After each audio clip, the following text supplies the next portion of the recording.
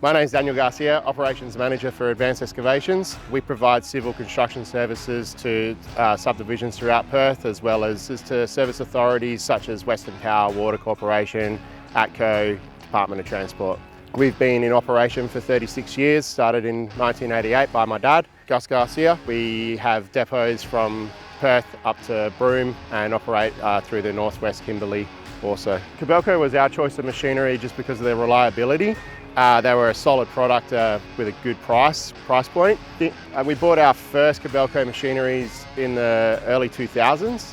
We have everything ranging from the SK17 for minor works on some of the water projects and gas projects, ranging all the way up to the SK210, which we're using on some of the civil subdivisions to install, the dig trenches for the water and gas and minor earthworks.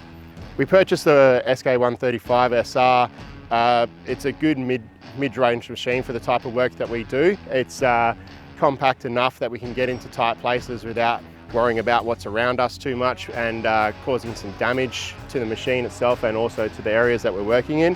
It's also just a good rate of productivity for what we require. Yes, it's another 135 SR, so this will be our third one at the moment, two delivered in the last 2 years, and we have a 2011 model which I think is a -2 model. My name's Chris. I've been here nearly 6.5 years since I've worked up north and came back here and been working with Daniel. I got the opportunity to get this machine, and yeah, it's a really good machine.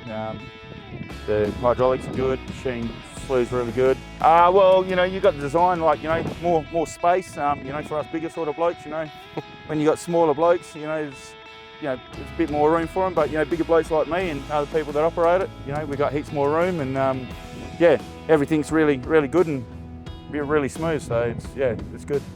We've got a few of those 55s. I think we're up to about 4 of the SK55s at the moment. They're a good machine for working around services. We use them a lot on our cable laying crews, underground power crews. Lift right, we've been dealing with since they took over the Kobelco. Been dealing with Michael Adamson from there. He contacts me on the regular. He's a good guy. We actually have a lot in common. Michael's a gun, really, on all the aspects of the Kobelco lineup. We were in Japan with Kobelco for a trip over there to see some of the factories, and some of the questions he asked, I think he was keeping the Kobelco guys on their toes, so he just sort of knew everything that was going on there. So when I'm talking to him about machineries and my potential options, he really does give you what he believes is the best bang for your buck, and you're going to utilise that machine the best for what it's for, So recently we were juggling up between the SK85 and the SK75, and he gave me a bit of a breakdown between the two.